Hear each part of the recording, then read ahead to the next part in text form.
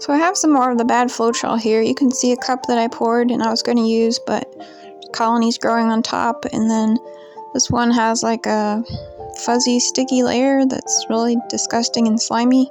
So I set up the split cup the way that I mentioned in the last video.